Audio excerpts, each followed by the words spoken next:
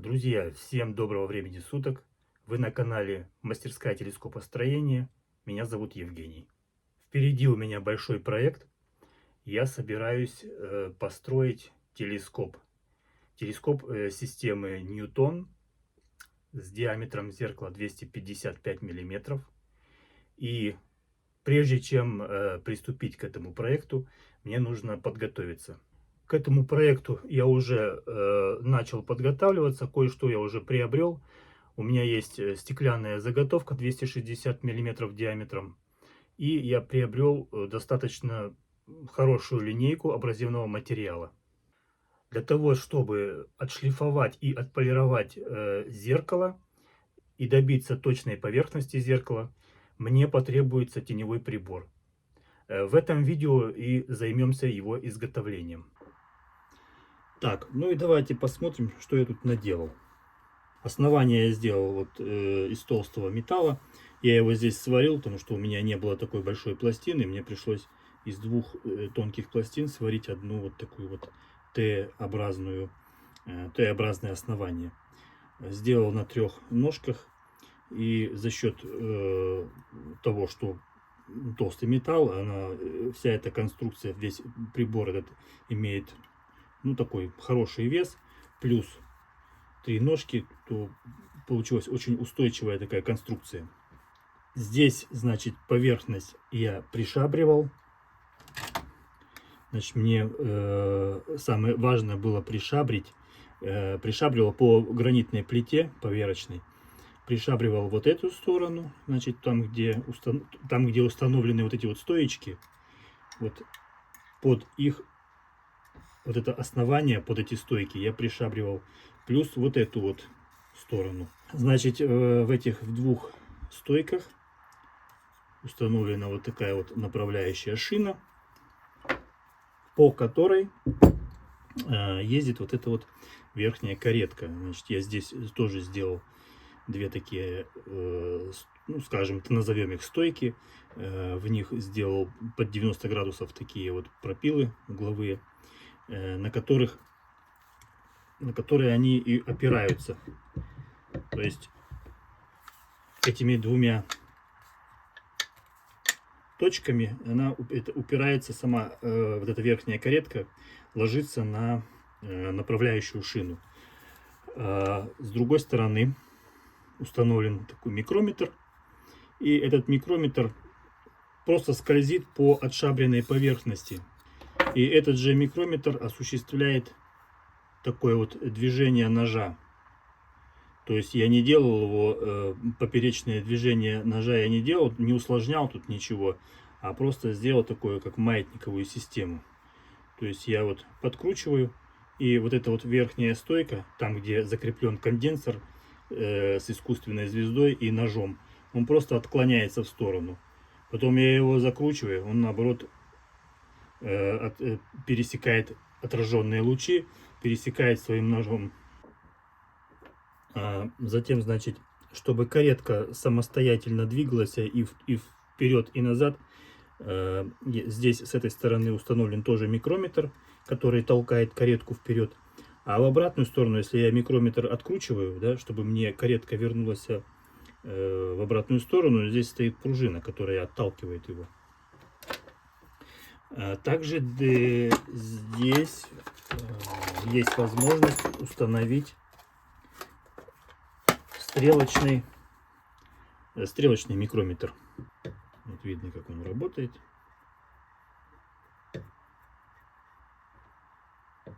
Значит, идем дальше. Конденсор я сделал из бронзы. Здесь вставил обычную лампочку, с нитью накала, с фонарика с обычного. И ничего тут не заморачивался. Взял также старенький фонарик, вытащил оттуда светодиод, вырезал и подпаялся проводочками, подпаял, короче, вот эту вот обычную лампочку. Вот. И по-хорошему, вот здесь вот она такая крышечка. Здесь вставлена лампа. Вот здесь по-хорошему должны стоять 2 линзы. Но я не нашел такие линзы, у меня нету их. в наличии.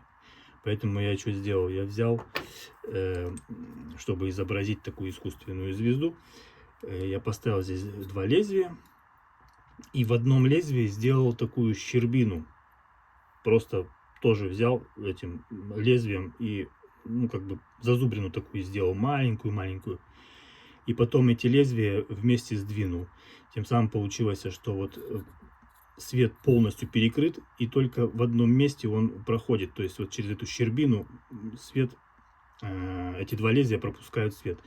Тем самым получилась такая, ну, искусственная звезда.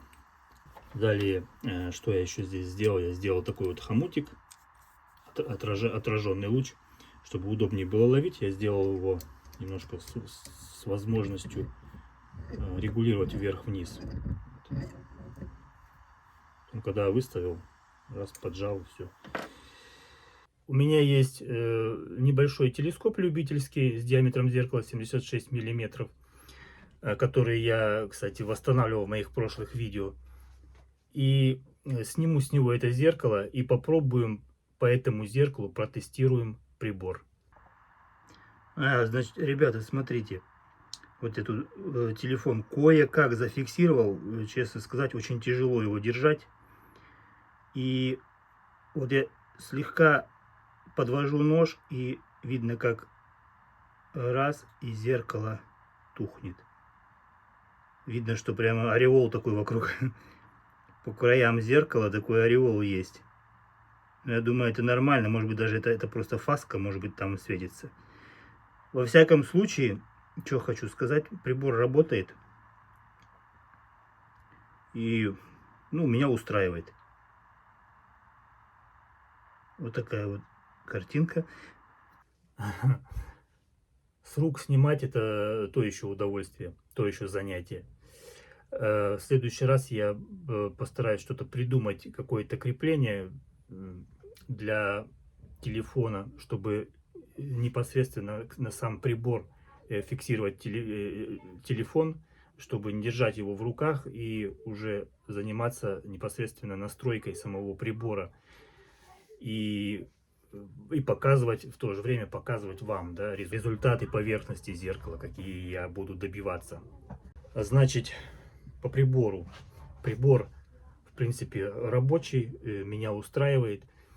И всем, кому интересно, как я его изготавливал, просим оставаться на видео, не переключаться. И я желаю вам приятного просмотра.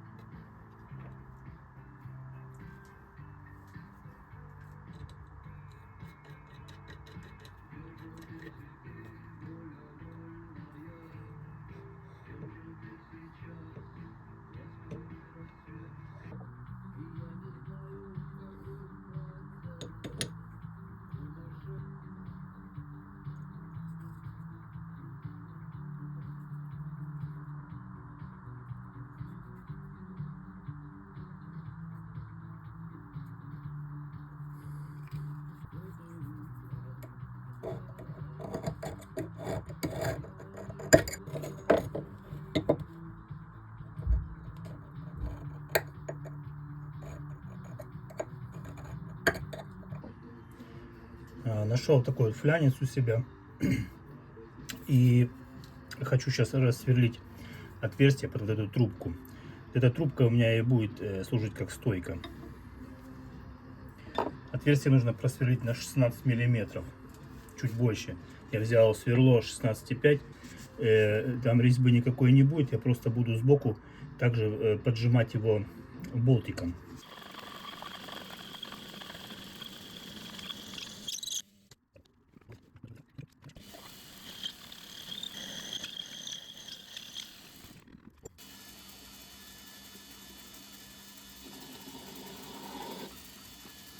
Есть.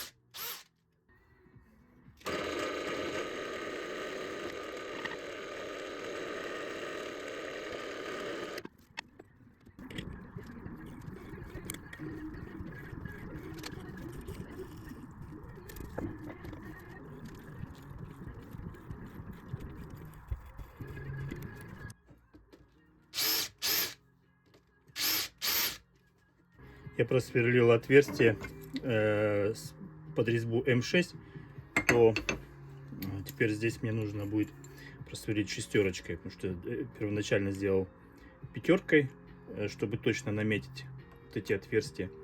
Вот, а теперь рассверлю шестым сверлом.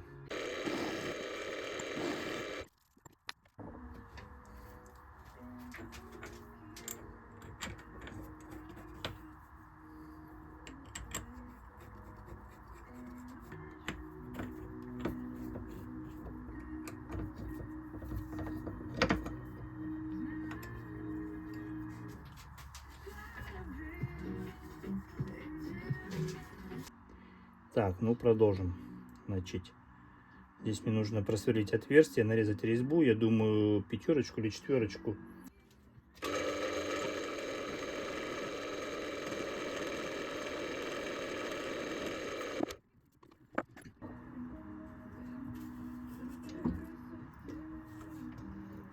Кончилось масло оливковое, но у меня есть тут еще животный жир. Правда, он такой вонючий. Он уже так давно здесь лежит. Это свинина. Ну, зато хорошо режет резьбу. Когда мечик начинает нагреваться, жир тает и проливается глубже. И резьба очень мягко нарезается.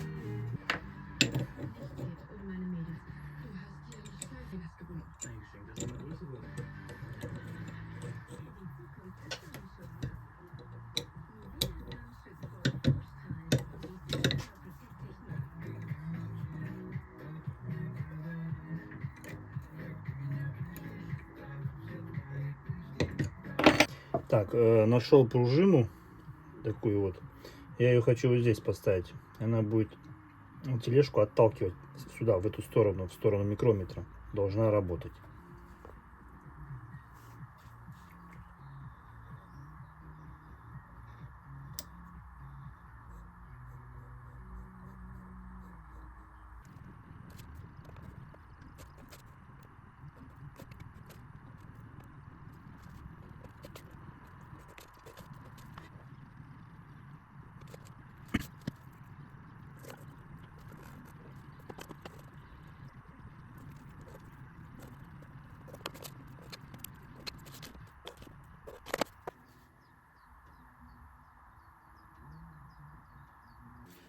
Так, чертеж готов, половина детали. Получается, вот эту деталь я нарисовал, вот она. И потом надо будет еще сделать вот такой колпачок, там, где будет устанавливаться лампочка. Вот. Ну, пока я сначала сделаю вот эту сторону, там, где будет устанавливаться линза и где будет устанавливаться лезвие. Переходим к токарному станку, начинаем растачивать.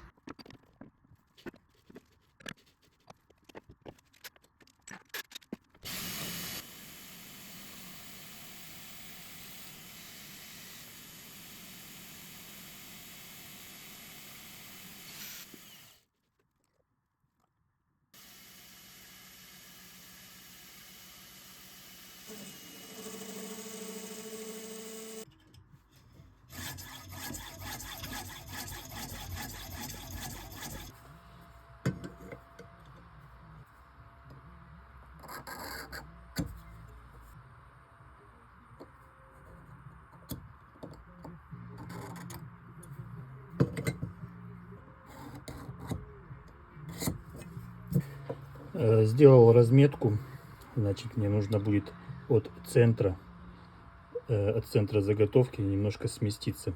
С тонкой стороны сделаю 3 миллиметра стенку, а здесь потом сфрезерую вот эту вот часть. Вот здесь видно, да, видно. Вот эту вот часть, с эту сторону сфрезерую. И также сфрезерую, потом уже по ходу буду смотреть с этой стороны тоже лишнее обрежу, потому что, в принципе, оно не надо, только лишний вес будет. То есть это примерно вот так вот я буду все это дело тоже полностью сфрезеровывать.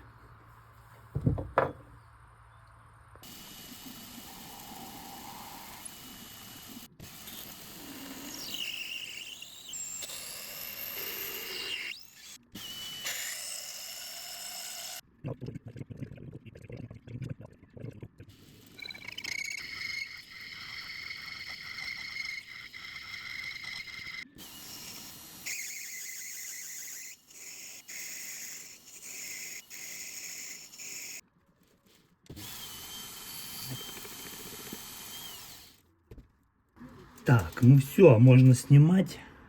Вот так вот получилась вот такая вот деталюшечка изнутри. Закрепил сейчас на столе фрезерного станка и обкатался уже по вот этой вот линии, которую мне нужно будет срезать.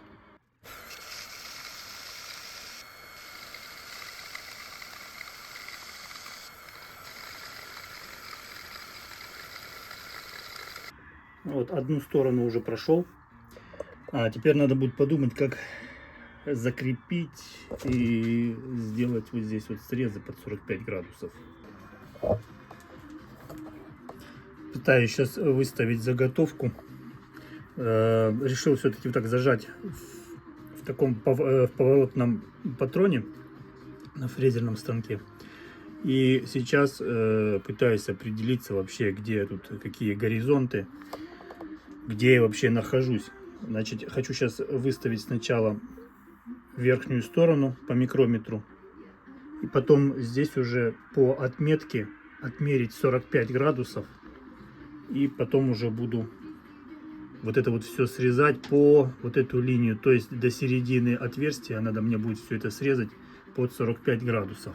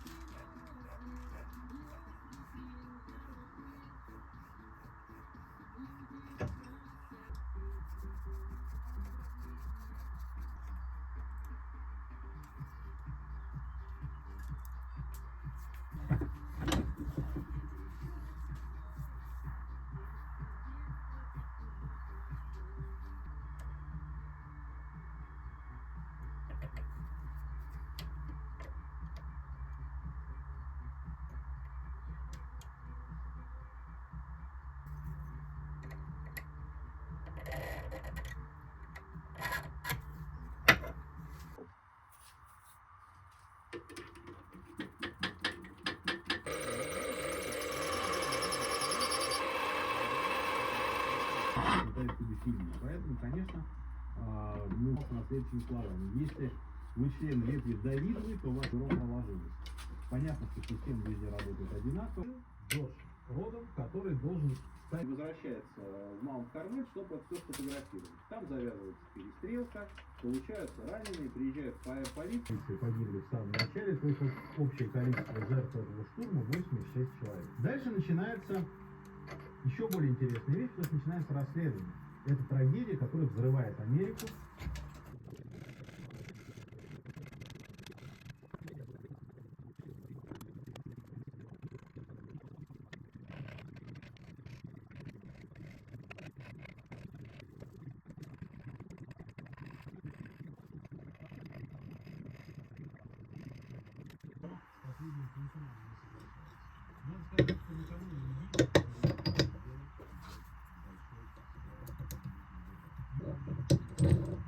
Прекрасно понимали, встречаются с немцами, пытаются...